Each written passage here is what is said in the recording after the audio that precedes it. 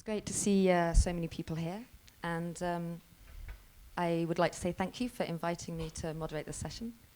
It's a great pleasure, and I think it's a topic that has many, many different angles that we need to get to as fast as possible. So the plan for the 45 minutes that we have is that each of the speakers will speak for about 5 minutes, and then we'll go straight into a discussion. And as you might have heard from the basic introductions, these three speakers represent institutions that are incredibly different in terms of their scales, their missions, and also the programs that they run.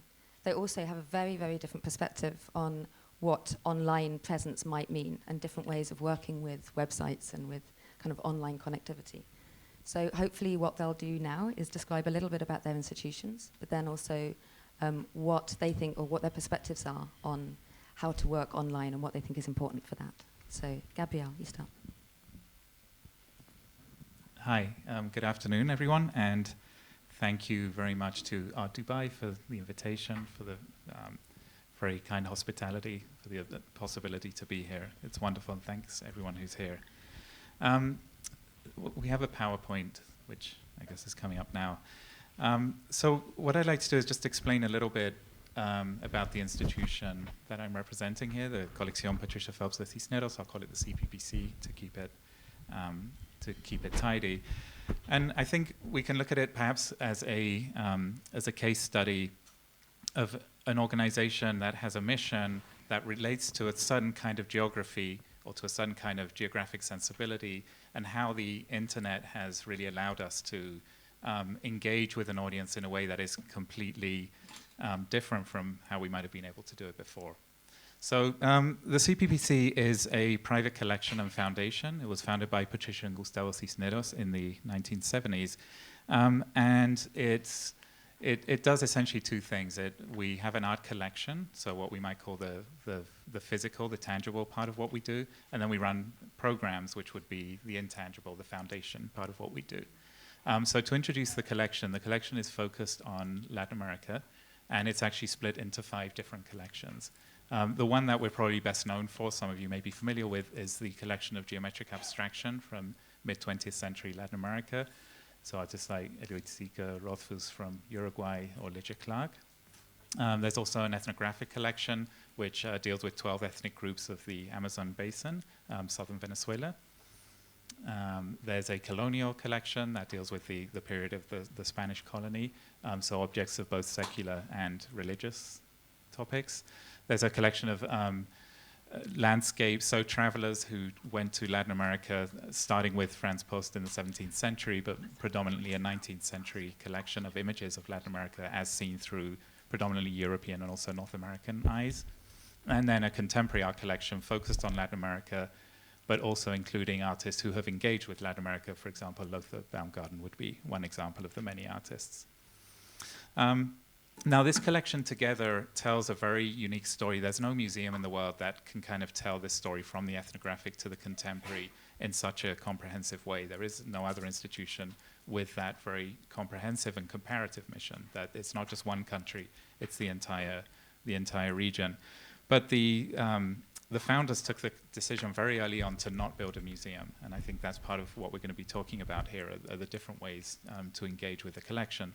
So what the collection does is, rather than maintaining a bricks and mortar museum that you could visit with the name above the door, the idea is that the collection gets activated in many different contexts. So here's just a kind of snapshot. A very significant percentage is out on loan at any time, either in exhibitions that we organize ourselves.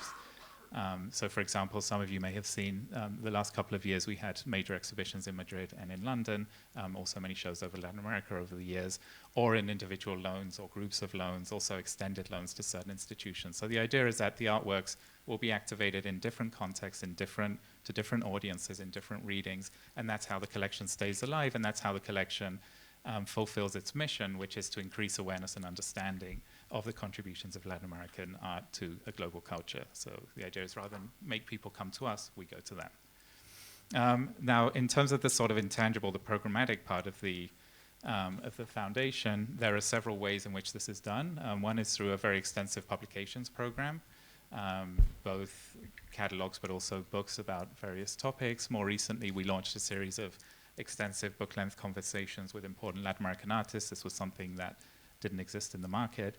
And one of the things, speaking of geography, we found is it's very hard to distribute books in Latin America. It's almost impossible. Two of our major potential audiences, Argentina and Venezuela, have pretty much made it impossible to import foreign books. So then we tried ebooks, but people don't like ebooks. So this is a very, very big challenge, is how to make information circulate within Latin America. We'll talk a little bit more about that. Another thing we do is provide grants to artists, to art professionals, to try to develop human capital and to generate knowledge, so always in partnership with other institutions. We run an annual theoretical seminar similar to the Global Art Forum here. We run it in Caracas, Venezuela, which is a challenge. But again, the internet makes it possible for us to do that by having simultaneous cast and having essentially various hubs from which this event takes place and also through which people can access it. Here's some of the speakers we had in our last edition. But what I really wanted to talk about was the website that we launched at the end of last year. When we were thinking about how to launch a website, the first most obvious thing was to provide access to the collection, which we certainly do. So you can search, you can look at what we're doing and kind of promote our activities. But then what we really found we thought about the very specific challenges of Latin America. And it might be interesting to compare this to the Middle East, considering we're here. Various nations, a very large physical area, great diversity. But more importantly, I think there's a very strong colonial legacy which makes it difficult for there to be communication between the different nations. In the colonial period, to send a letter from Bogota to Buenos Aires, it had to go to Spain and then come back. So there's that very important heritage of kind of not allowing that cross-national communications. Obviously, today this is something we can think about, but only very, very recently. So getting information around, getting it distributed has always pretty much been a challenge. And as a result, one of the things we noticed was that there were very few fora in which there could be discussions about Latin America, from Latin America, with Latin American participants. These discussions were mostly happening in New York, in art fairs, in Madrid, in various specific places, but there wasn't an ongoing place in which people could talk about the issues that connected and concerned the professionals in the region, the artists in the region, questions of heritage, questions of culture. So we thought that this would have to exist online if we couldn't produce a physical magazine because we wouldn't be able to distribute it. And what we've done is created various different content types. So for example, one of the things we do is host online debates on various topics. That's about one a month. So this one was about learning. We have issues about intellectual property, about legal questions, about the market. So whatever the things that people are concerned about, we'll invite speakers from all over Latin America, well, really all over the world, to kind of respond and to spark a discussion. So there are very few spaces in which this can happen on a cross-national platform, and we felt that was a need that we could address. Another thing we thought was important was this section called Sites. And what we do here is commission kind of field reports. So people who are on the ground in different parts of Latin America that we may not know about. They may not be the most obvious places. Here, for example, we have Elena Damiani, who is an artist from Peru. I believe she has a work here in the Marca section, speaking about the Peruvian desert. So these are kind of reports, dispatches. What's happening on the ground? Who are the artists? What are the artistic spaces? A similar thing, we have artists. This is the more sort of fun content. So what do the artists see in each country? You know, where do they go to eat? Where's a great place to get coffee? Where can you buy? Where's there a great bookstore? So this is the more kind of fun Q&A part of it. We also have background on works in the collection. So we commission short videos that kind of go into greater depth to explain what the specific works are. We work in collaboration with the blogs that are produced within Latin America. So for example, Tráfico Visual is a very important young blog in Caracas, Venezuela. So we translate the text so that they can become available to a much larger audience, and we co-produce content between us. There's also a statements page, which is kind of op-ed. So for example, let's talk about collecting. What is it to be a collector? What's the difference between someone who buys artwork and somebody who collects? But this is really the part that, and I'll finish here, that I wanted to talk about, which is for the first time, this has allowed us to have a simultaneous pan-national audience for the collection. We used to send works from the collection, for example, to Brazil, to Chile, to Venezuela. You know, it's a huge expense. It's incredibly complicated to do. You're there for a few months and then you leave, and that's it. What we've noticed now is that, as you'll see, I don't know if you can read, they're very small, but our top countries: United States, Venezuela, Mexico, Spain, UK, Brazil, Argentina, Colombia, Chile. So this is an ongoing audience. These are people who are participating in the website continuously. And it may seem something similar, but it's actually, I feel this is the first time that we've been able to address those audiences and have an ongoing relationship and conversation with them. So in this case, I think what the website really meant for us was not just a way to explain what it is we're doing, but actually to create an audience and then sustain that audience in a way that was absolutely kind of core to our mission. So thank you very much.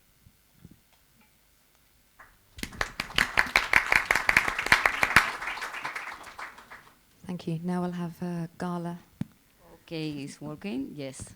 Well, I never feel so small before. I'm with this monster here. How can this well, you're bigger, everything. What can we say? Image? How can this work? No? Image? It's coming soon.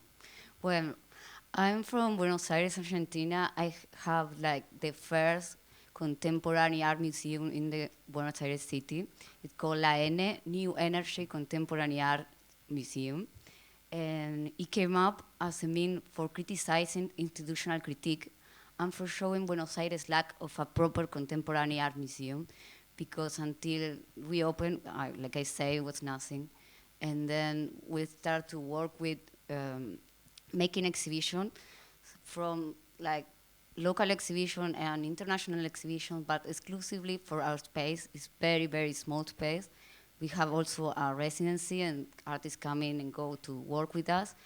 But in the first year, we have like a lot of complaining and a lot of questions and everything about our collection, because we are very poor and we have no money at all and no space to keep the collection.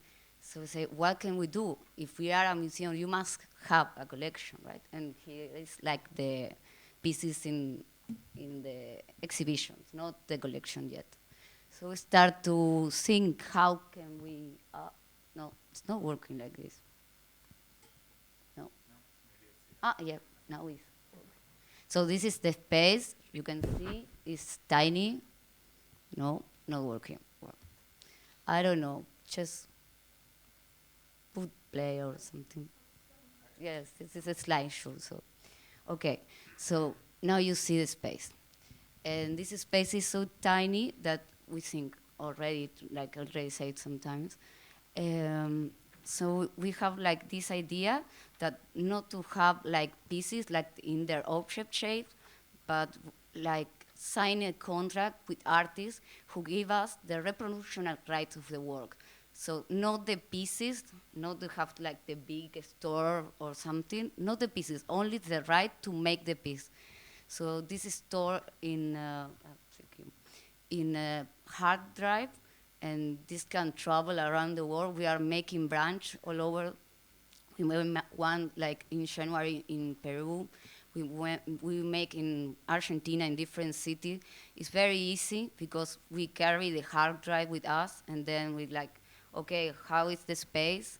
You can see now in the art fair also, like, well, we have like 20 pieces, and then we develop the pieces according to the space to occupy it.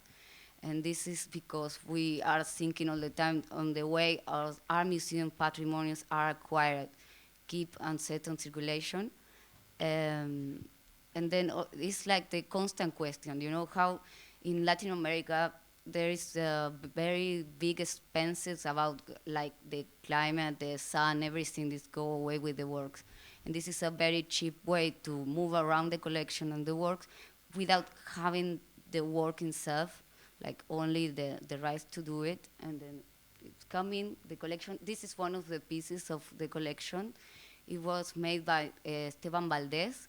He was like a person who lives in Puerto Rico like 50 years ago. He was not an artist. He used to work in the office all the time, and one day he made a book with instructions to make work, but he never do it. So we find this book and we do the piece, and we think it was very important for us because talk about worker solidarity. There is something that we think a lot about the ways that the people works and everything. So we put this in the collection.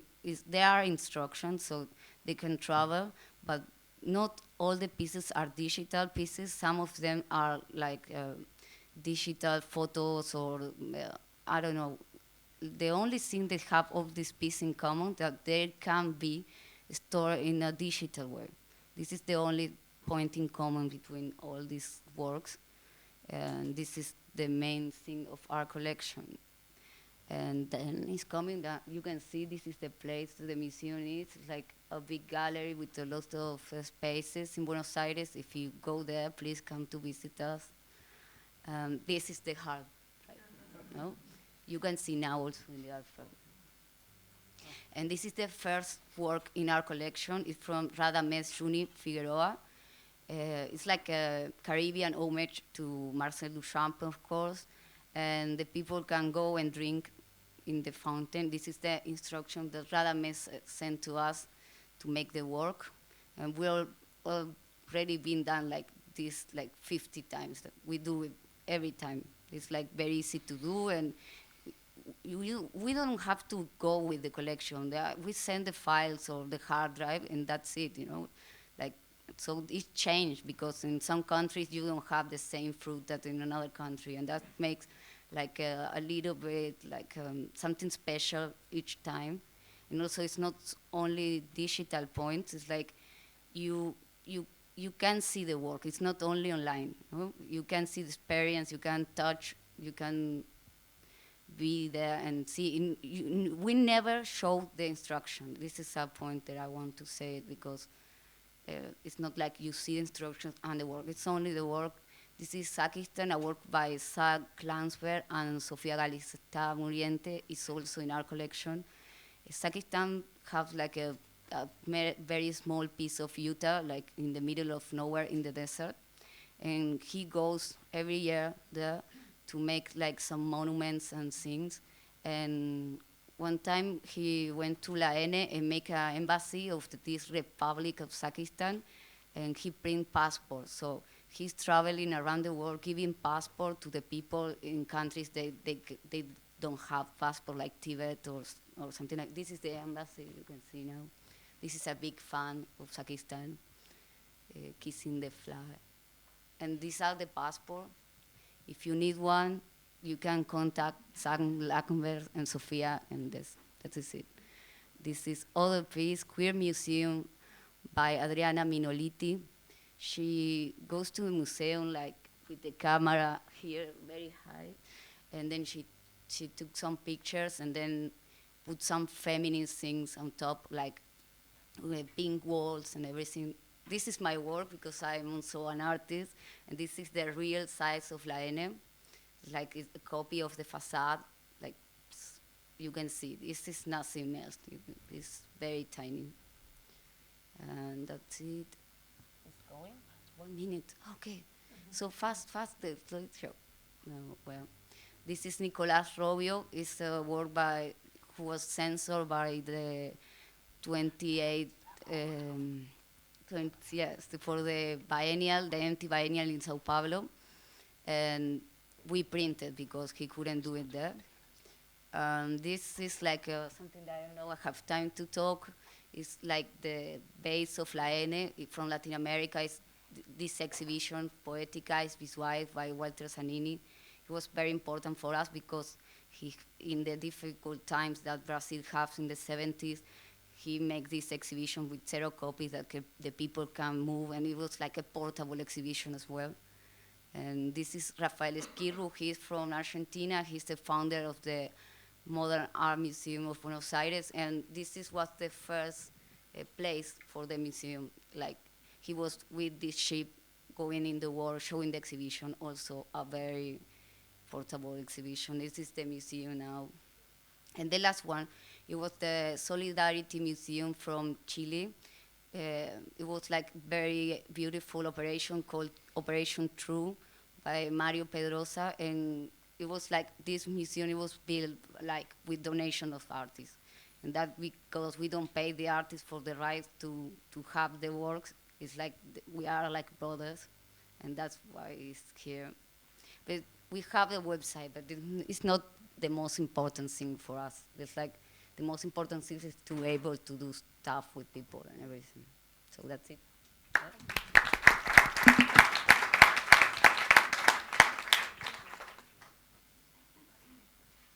Hello. Hello, thank you very much. I'm honored to be here. Thanks to Art Dubai, thanks to the Global Art Forum team, and thanks to you for being here with us.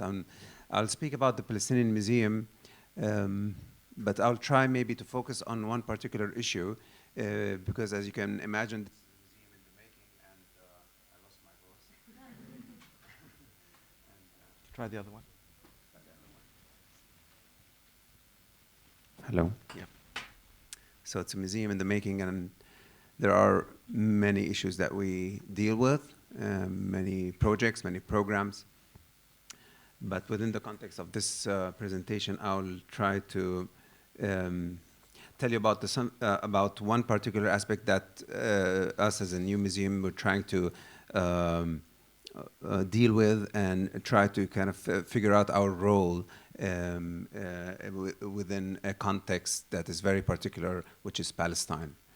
I don't need to kind of explain to you what living under occupation is and what a museum that would need to represent Palestinians, and not only Palestinians who live within the boundaries of Palestine, but also all the diaspora. We have more than half of the Palestinian population living in different parts of the world, and this museum needs to also represent them. So in that sense, one of the projects that we started dealing with is the issue of archives. And with the absence of a government that has the means to start setting up a national archive, Palestinians have taken upon themselves over the years different institutions, universities, research institutions in different parts of the world, not only in Palestine, but also in Lebanon and in the US and elsewhere, to kind of start collecting information, documents, what have you, about the history of Palestine and Palestinians. And then we, as we were, kind of starting to discuss the idea of the Palestinian Museum, several people came up and thought that naturally this museum would be the place where these archives would kind of be housed, would be kept, and then through that would be disseminated. But you might also think that people who've worked for many, many years to try to gather this information, find it, they would not readily come and just give this all away to some new institutions, regardless who's there and who's responsible, and regardless of the whatever assurances we can give them. So I started thinking that maybe the museum needs to think differently. Instead of trying to convince people to give us, be it a collection, documents, be it archives of all sorts, I thought maybe we should start thinking about how connections, the internet, and being connected online, creating a network that would transcend the borders and barriers and the boundaries that we have to face, is something that maybe the museum can invest in. So instead of going and asking these institutions to give us physically these documents, to try to convince them that maybe we can figure out a way where we can share them through an online portal. It so happens that a lot of these institutions that I spoke to are, as you would imagine in this era, everybody's trying to digitize whatever they have. Everybody's trying to put online through a website, through all sorts of online services and digital archives, whatever they have physically, for fear that these things might get lost, might in the context of Palestine might be destroyed. So a lot of these institutions are doing that, or trying to do that, or looking for solutions, looking for the money, looking for softwares and hardwares to do this kind of work. But what's so ridiculous in this kind of situation is that each and every one of them is trying to do that on their own. Meaning no one is talking to the other about, okay, what would be the best solution to digitize archives? What have you, X institution, found out in terms of what kind of hardware is needed, what kind of software is needed, what kind of programming is needed, what kind of expertise is needed to do that? So each and every one of them is like an island on their own, trying to figure out or trying to create the wheel. And so I thought that maybe the role of the museum here can be a sort of the in-between, the mediator, the interface that can come in between all these different initiatives and convince them that maybe together we can figure out a system where the taxonomy or the classification of this information or how we technically digitize, or what kind of equipment we use and what kind of formats we use to kind of upload all this information, we could maybe share that and first do it for much cheaper than each and everyone would do it, and then all of them would be able not only to see their archive disseminated through the internet, but would also be able to access other archives and have far more information than what they have. I didn't show them any slide. So what do you mean 1 minute? You go click. No, I don't need it. I'm joking, because this PowerPoint is about something else. And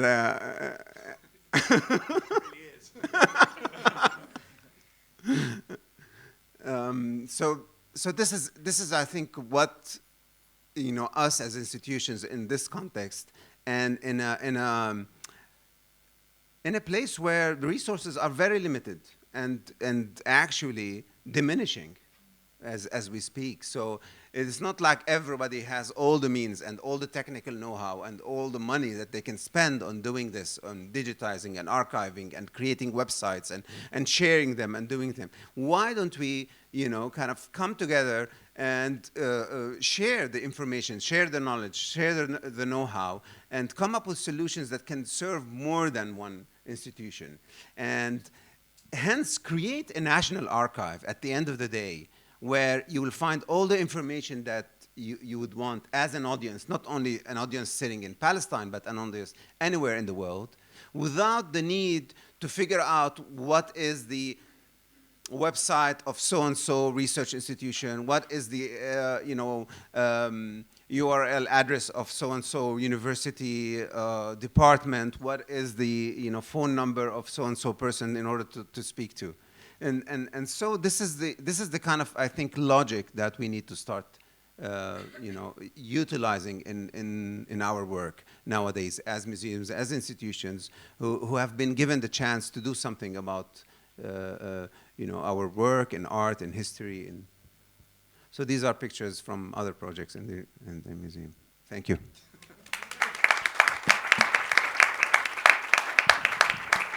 And I've got to try and multitask and do them all at once. So I will open up to questions. If you can start to kind of indicate to me that you have burning questions, then I'll kind of keep looking out there. But to begin with, I think that I'll kind of ask a few questions to all of you to kind of get the conversation going. And do feel free to interject if you have questions for each other as well. Perhaps one good place to start is that I've become very interested in the fact that you all kind of associate with or use the word museum in a slightly different way. Gabriel, the Cisneros, the CPPC, is what you call a museum without walls. You're also an organization that thinks in terms of a region, of Latin America, and building a collection through that.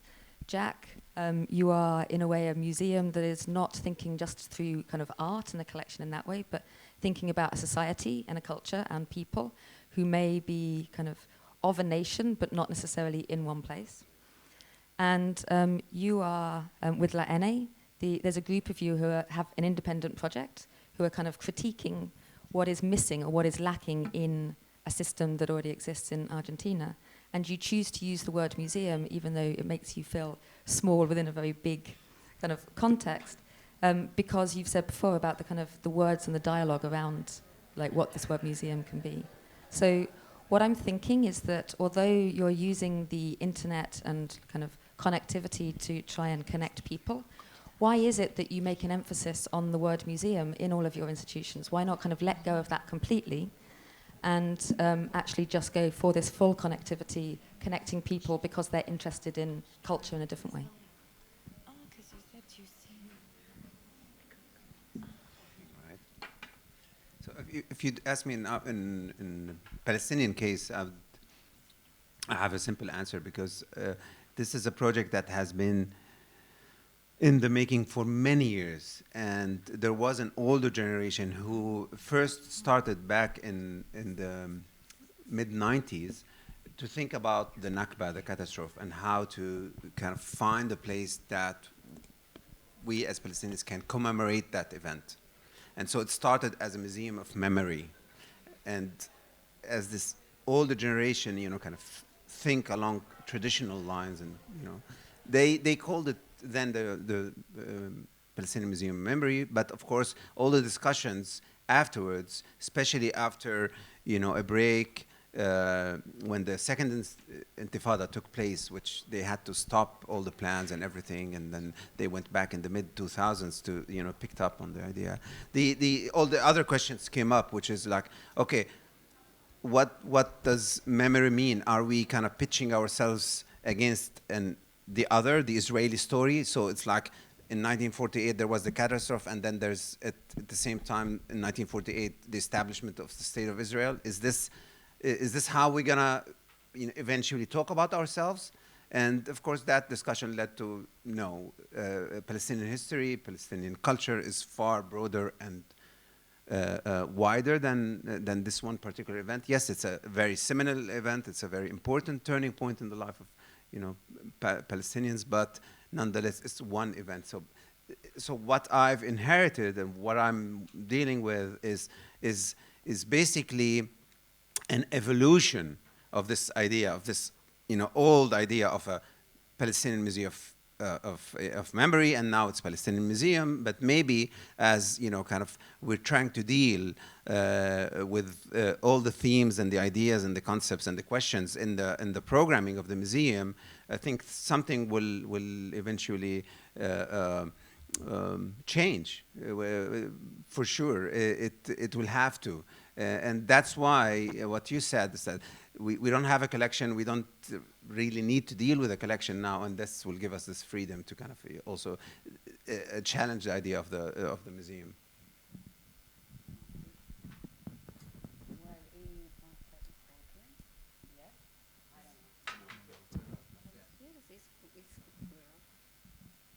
Okay. Well, in the case of Buenos Aires and in Argentina, it was like a very horrible dictatorship in the 17th. So all the institutions, like they are damaged, and everybody don't trust in the institution. They are afraid of the police and everything. So the history of the museum there is really broken, and so it's really empty space. So we decided to call it a museum because it was nothing there, and it was important for us that we have something to deal with showing the world that we like to see, and just come back to the trust to the people from the institution, because they are not evil, and there is like this, the people are so afraid there because institution kill a lot of them, so it's important for us to focus on the idea of build a new institution, not to be afraid to call it a museum. I think it's interesting that in these three cases, we're all using museum as a kind of shorthand or as a heritage, or because there's not a better term, because a lot of what this is doesn't have a vocabulary yet. But I think all of the projects share in common that they kind of critique the museum from very different perspectives. And certainly in our case, particularly in recent years, the idea is if you're a private collector, you build a museum. That's what you do, and you put your name on it. And I think there's an implicit critique here that that's not what you should do. You should support the pre-existing institutions. You should support that network. You should collect what museums can't collect, either because, for all kinds of reasons. But ultimately, I think it was always very clear that the destiny of this collection was to be in a public museum, that this is a temporary process in which it's collected in a time when nobody gave importance to this particular heritage. It's given meaning. Our job is to activate it, to give it meaning, to understand it, to study it, and then to pass it on. And I think this kind of proliferation of the private collector museum, in a sense, freezes and stagnates that. It can freeze and stagnate that process. So, I think that behind this thinking, there was the sense that, this could be sort of perhaps a model, for what do you do with a collection? It's a very serious question. When so much heritage is being accumulated in private hands as it is now, what is your responsibility to the rest of the system? I think it's a very urgent, burning question. And that has a lot to do with this term, museum. It's interesting because I looked at all your websites, and the words like platform come up a lot. Jack, it's very interesting with the Palestinian Museum that it kind of shifts. It says that the museum went from being a system of memorialization to a mobilizing institution. And I think that all of you have talked about a kind of itinerancy, or a way in which there's a kind of flexibility to your organizations. But let's go back to the actual online aspect again. Because what's really important is that you are all trying to communicate, to legitimize, to kind of reach out, to connect through the internet in some ways. And although you say it's not kind of via the website, it is very much, you're not talking about social media, any of you. You are talking about some kind of online platform that can take a conversation deeper. As a result of this, I wonder if you can talk a bit about language and what language actually means, because we've been talking about the fact that you're trying to reach audiences, but I wonder if you've been thinking about what language you need to use to connect to audiences, and specifically who you think your audiences are with the kind of online aspect of your organizations.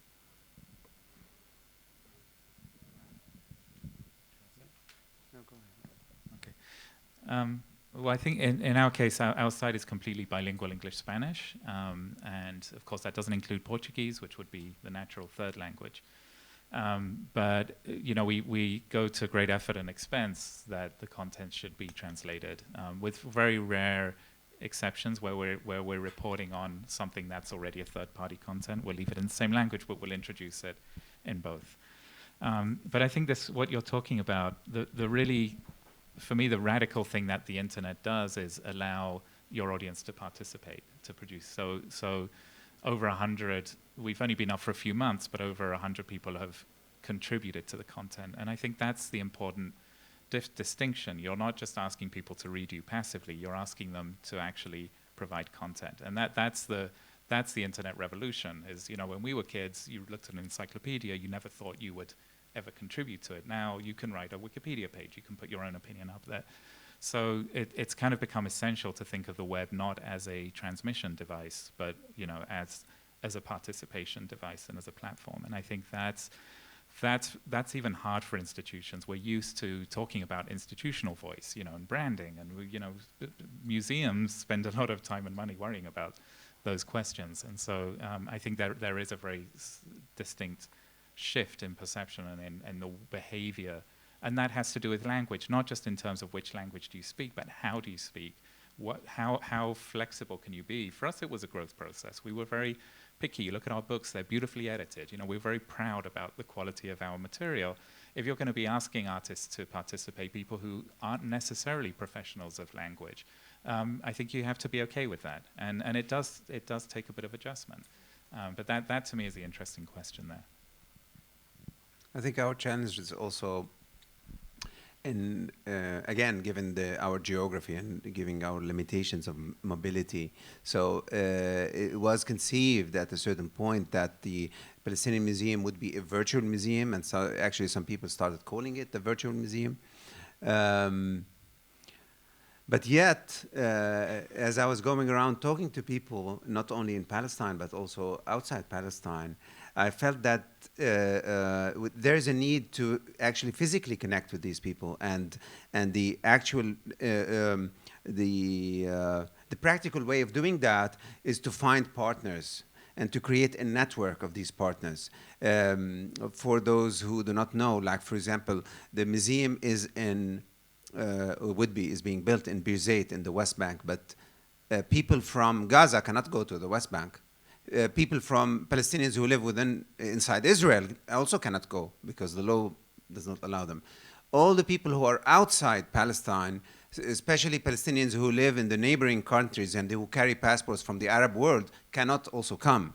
So we thought of the virtual connections that we can start linking or connecting people through. But we also thought that it's actually very important for us to physically find partners on the ground in other areas, in places such as Amman, where there's a huge Palestinian community, and through that community we can reach out to the rest of the populations. In Lebanon, in Syria would have been ideal, of course, but now it's postponed. Lebanon and the Gulf and elsewhere. And as I said, even inside Palestine, like Gaza, thinking of the population in Gaza. How does this museum how would it make sense to this population, that part of the population? So we've started few programs where people can come in and onto the website, and for example, the opening exhibition, which is called Never Part, where people tell us about the stories of objects that they kept and cherished and their connections with them. And several people have connected through the internet and sent us the stories and sent us pictures of these objects and what have you. But I still think, given the particular situation in Palestine, we actually need to make people feel that they're actually part of this museum, that they can contribute, where there is a place here, maybe in Dubai, where people can go to and feel that, yeah, maybe we cannot go to that main hub in Birzeit, but we can go to a branch or a partnership, an institution here in Dubai and see something and do something there. So this is I'm getting, you can hear all the sounds and all the beeps and everything like that. So it says that time is about running out. However, I do want Gala to be able to respond with something. And is there any chance that an audience can? Okay, yeah. That's great. We have a very simple statement for that. A pixel is a pixel everywhere, and a memory spans beyond the building. Sorry again? No? Oh, okay. A pixel is a pixel everywhere, and a memory spans beyond the building. That's it. That's what we say. So questions from the floor. Okay, there's one over there. Yeah, thank you. I'm Nuria Medina from Casa Árabe in Spain, and my question goes to Jack. For all those that we know you since a while and are quite engaged to Palestine, I think this is about to be fulfilled, a dream that has been pursued for a very long time. So I really congratulate you and all those that are behind that, and I hope it will really be launched as you wish. No? You answer a little bit my question, but I would like you to explain a bit more which institutions or collectives or platforms or places are being connected to the museum in different countries. You showed a map in which we could see some points in South America, I think I saw Morocco, some places in Europe. Which are these institutions? Are they just people, artists, or they are already established platforms or museums that are engaging with you, and in which form they are getting engaged? We need some more batches for the mics. That's why they keep. At this point in time, Nuria, we're actually trying to work with partners who we can share our vision with, and who can help us disseminate the program, help us reach out to local communities, starting, of course, with the local Palestinian communities. That's why you saw these dots in Latin America, but because there's a good concentration, especially in Chile and maybe also Brazil and Argentina. So through them, kind of reach out, and reach out to the rest of the population. And we're looking at people who can complement what we do. So for example, I was just speaking with Mrs. Wadat Kawar, who just opened a small museum for embroidery, for Palestinian dresses in Amman, Jordan. And so kind of relieves us from that burden of trying to deal with that particular aspect of our culture and history. So if there is this one institution that deals with that, then this partnership would be kind of mutually beneficial for both of us. And so this is the kind of logic that we're trying to do. There's also one other new setup in Lebanon, and so on and so forth. So I think we have some Twitter questions. We have a question from Twitter.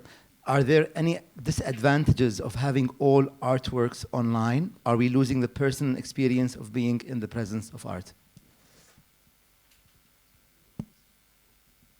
Gala, do you want to start with that? Because you have a hard drive. So It's not online, so sorry. No, it's not for me, I think, the question. Maybe Gabriel. Maybe. I think I don't think it's a zero-sum game. I think that we all use the internet in various ways. It provides us incredible access to information, but information is not the same as the artistic experience. And if people confuse it, it's kind of too bad for them. They really shouldn't. They are very different. But to be able to access things and know where they are and get that information, I think is extremely important. So I would turn the question around and say, I think there's no advantage in not putting things online. I think that is, first of all, it's impossible. You just can't do it anymore. Every museum in the world has now thrown up its arms and said, we can't stop people taking photographs because they don't even have cameras anymore. It's like that whole concept has gone. The cameras are built into every device we have. So first, I don't think you can stop it. And I don't think there's any advantage to not putting it in. Is there a difference? Absolutely, there's a difference. And I think that, in a sense, it's interesting to note that we all thought that when images became ubiquitous online, museums would die away. They don't. There are more museums being built every day. More and more people go to them. Try and get into MoMA any day of the week. You can barely get into the museum anymore. So it has paradoxically increased people's hunger for images, and I think for the access to the source of the image. And I think that's a phenomenon that we're starting to understand, and I think we may understand better in the future. Question? Yeah, it's really related to that. I mean, I've been speaking with certain publishers, and apparently they've noticed that they believe that the worst period, the kind of biggest hysteria of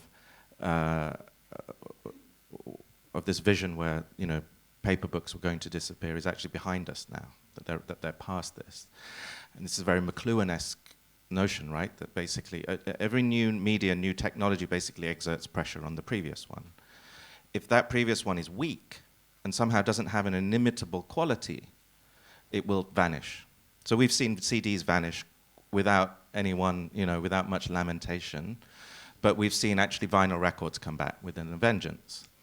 And it's interesting with books that I think, again, there was when the Kindle came out, and of course it was very much in Amazon's, in the kind of Amazon industrial complex, in their interest to hype that up.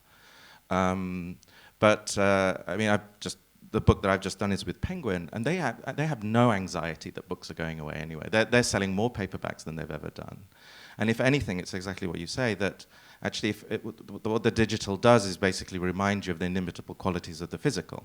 So my question would be, just to sort of push that a little bit further, maybe you've answered a little bit, but you know, given that, and I was reminded of this famous book by Lucy Lippard, 6 years of the dematerialization of the art object, right, 66 to 72.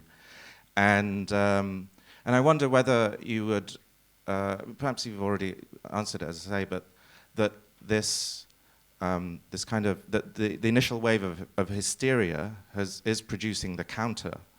And that in a way that we will never kind of stop craving the auratic quality of art. And but we can also enjoy the new qualities of art that the screen gives us, and so on and so forth. But if anything, if we think of the museum as a piece of hardware, you know, like television or an iPod or so on and so forth, would your prognosis be that actually the outlook for the hardware of the museum is much brighter than it may have seemed even just a few years ago, and that is actually just going to keep growing now?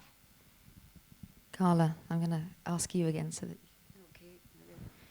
Yes, I think it's growing, and it's nothing to do like to question technology, because it's coming it's now with us, and we must work with. I don't know about what is your question about Lucy Lippard, about the dismantlation of the object. In my case, the art collection is dealing with copyright, I think. It's like the most important thing is we own the copyright of the work, and we cannot sell it because it's not ours. I destroy the pieces every time I remade something, and then I have to broken or return to the artist, because the thing is like the authorship or the copyright is like that, and we cannot change that now, I think. Just one other, just in terms of mental echoes. Yes. I think the image where you showed the hard drive and you said this is our collection is such a fantastic image. But there's actually precedent to that. If we think about Duchamp's valise, you know, so his whole notion of like condensing his oeuvre into a box or into a suitcase. Yeah, you know, was so already we're actually there. already these aren't brand new concepts. No. We're all constantly repeating them. No, it's the same over and over. But I think nobody's actually using this, like the museums are still buying, they still have huge store place, and they spend a lot of money. And some museums, they call us and they say, we can have your idea, and say, okay, it's perfect, you can have it. And some museums are buying also ideas now. They are also buying the information, not only in the information, in the conceptual aspect. Like, it's not like the Hans Ulrich would do it or something like that, because we don't show the instruction. So it's like the piece of information, and the museums are buying now also that. Yeah. And Jack, I mean, So there's a question. Okay. Yeah, just real quick. I think what's interesting is that how you describe it as a piece of hardware. I think it's that piece of hardware can metamorphose in different forms, and that particular, as I was saying, that particular hub that you so cherish as this, you know, museum in Palestine, you know, whatever, it's a national museum, can and need to address the particular needs. So it's morphed versions in partnerships, in research programs, in education programs, and all sorts of different forms of knowledge production is, I think, what's key. It's not about cherishing that object and then, of course, that building that's going to house or you know, store that object. I don't think that museums are relevant in this sense anymore. At least in our case, it is not.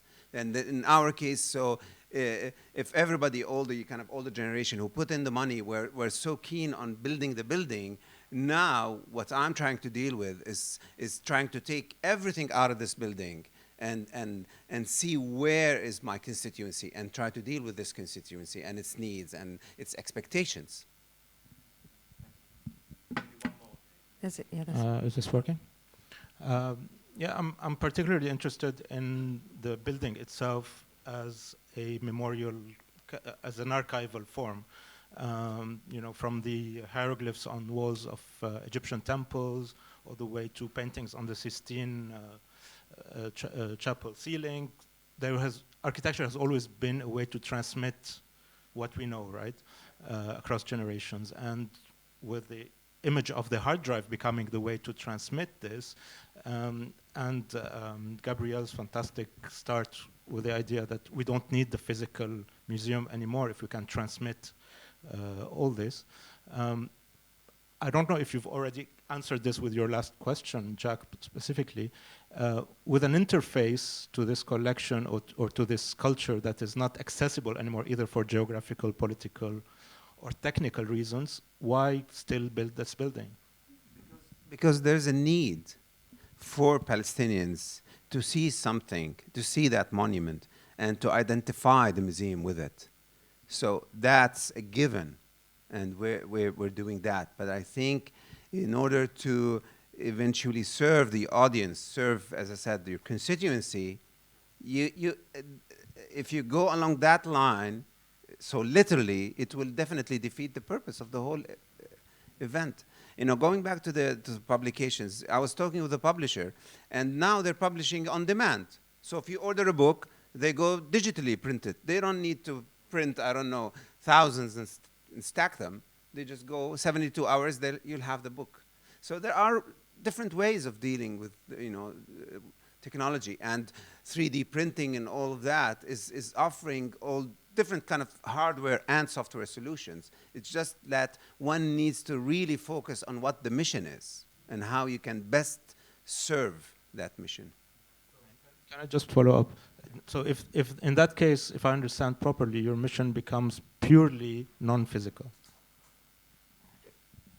It's not an issue. I don't think it's about the physicality of that mission. It's about how you want to engage a desperate nation, a nation that was torn apart, and its separation consecrated by the Oslo agreements, and you know the build-up of the Palestinian Authority, and you know only focusing on that were 20% of the land, and saying, okay, let's find the two-state solution on this one part of land. But what about, you know, 5-6 million Palestinians who live outside and also feel that they have the right to return to that country? What about that? Should we drop that? This is a question that this museum will have to answer. We're not the Palestinian Authority that can somehow sideline this issue and say, okay, right of return, we'll talk about it later. No, this is something that is urgent, and we need to talk about it now. Gabriel, you just wanted to add something? It was to really pick up, you made a very interesting point about how when technology disrupts, it makes each thing do what it does better. You know, there's a kind of almost a Darwinism to it. And I think in terms of the physical museum, it's not that it's going to go away, it's that ideally it should do what it does best. And I think museums used to be repositories for information and experience. Information is much better delivered digitally, we know that. It's seamless and it's universal and it's free.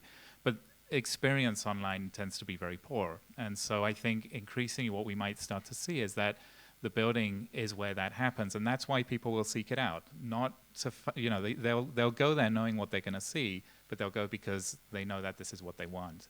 And so I think that question of experience, and it has to do with emotion, it has to do with being physically together in the same space, which is something very much about what you're speaking, or not being able to be physically in the space, but actually feeling it as opposed to reading about it. And so I think, you know, each medium will absorb its primary function and deliver it, you know, probably the best way that it can. So I think that was a very pertinent point you made. Yeah, thank you.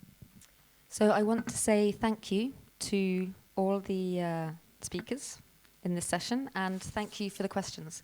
May the questions be as good in the next panels.